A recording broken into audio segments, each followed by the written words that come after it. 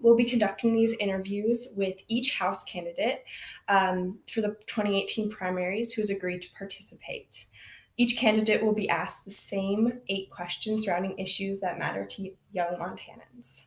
So Kathleen, are you ready to get started? I am. Thank you for the opportunity. Yes, thank you for being here. Many of our staff and volunteers are LGBTQ and trans. Do you support the expansion of Title VII of the Civil Rights Act to include sexual orientation and gender expression as protected classes? Why or why not? I do support the expansion. There have been some court cases that are showing that there is a tendency of the courts to interpret the titles that way. And I think Congress needs to clarify so that the courts don't have to wander around and try and interpret. So that's Congress's job, and they should do it. Yes, thank you. So high schoolers and college students across the state have been organizing marches and walkouts on their campuses. Do you support closing loopholes in federal law that allow the sale of firearms without a background check, including gun shows and online purchases? I do. And I've been to gun shows and I've seen legitimate gun sellers right next to people that part of the attraction is that no one will find out that you've bought a gun. I don't think that's even equitable for the businesses. And I don't think that serves us well. So I think we should close the gun show loophole and the internet sales loophole. And what is your stance on a path to citizenship for undocumented immigrants who are brought to the United States as children, who are also called dreamers? I support a path to citizenship for them. This is their home, and I can't imagine any other future for them than being here in the United States. All right. And also, Montanans love public lands, and many of our peers hope to pass along our wilderness areas to our kids, just like our parents did for us. How do you feel about opening more areas of public land to oil and gas drilling? Well, I'm all about wilderness preservation. In my spare time and in my personal career, I have worked on public lands and worked to protect our outdoor heritage and those opportunities for wildness and quiet and recreation. There are, however, a whole spectrum of public lands. There's BLM lands that are often don't have the sort of grandeur that we think of as wilderness. There's state lands that are also public lands. And so with that question, I have to think about the whole spectrum of public lands. And I'm just not familiar enough with every single piece of public land to say no expansion anywhere. Because if there's a community that's hurting for jobs and there's a isolated piece of BLM that has oil and gas reserves and not a lot of outdoor recreation potential, maybe it's okay to drill there. So I'm just not quite ready to say no more anywhere. Thank you. So we have a little game here. Could you tell me 2 truths and a lie about yourself? And I'm going to guess the lie. Okay, let's see. I sang in Carnegie Hall. I love ice fishing. And my dog was interviewed on the Today Show. I'm going to have to go with the ice fishing. Yeah, how'd you do that? Maybe I'm just really good at this. I don't know.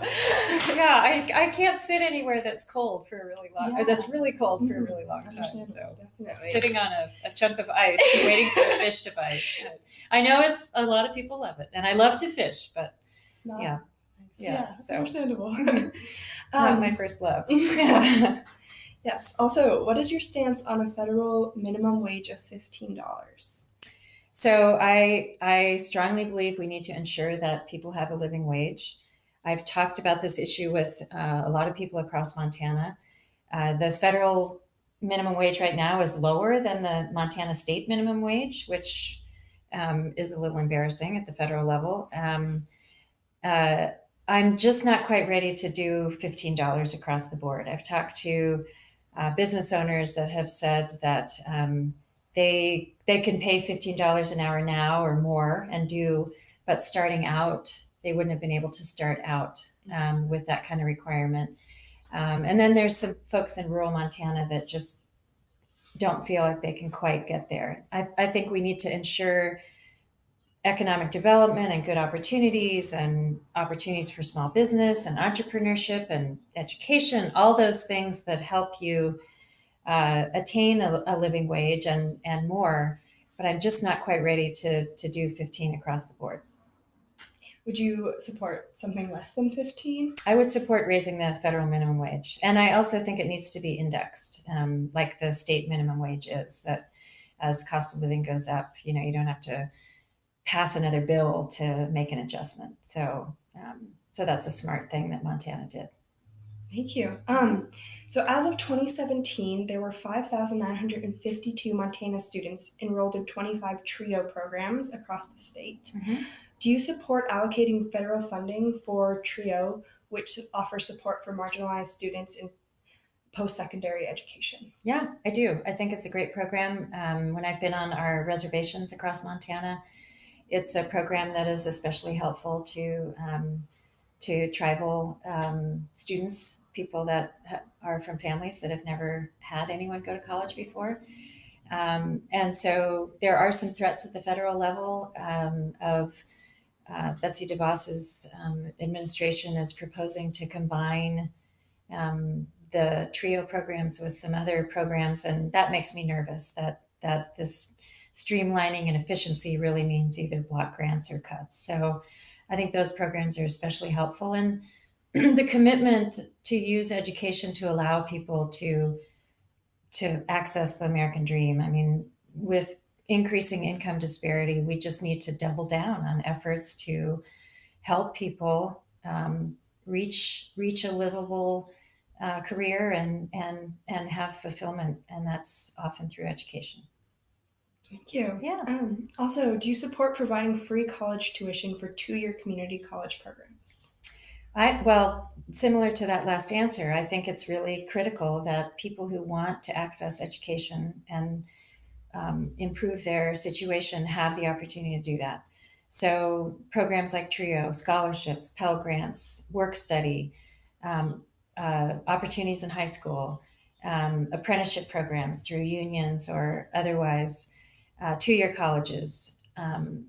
All those things we need to make sure are as affordable as possible, which is partly through federal assistance. It's partly through the states funding higher education the way that they used to, which isn't very high anymore. And it's also ensuring that as people come up from the school system, that they have both the counseling, the mentoring, the opportunities to choose a variety or which program is going to be best for them. So it has to be affordable. I don't think it should all be free. I think there's people that can afford to pay for two-year college, and but those that can't, we need to make sure that they have that opportunity. Awesome. Thank you so much. Is there Sure. anything else you want to add?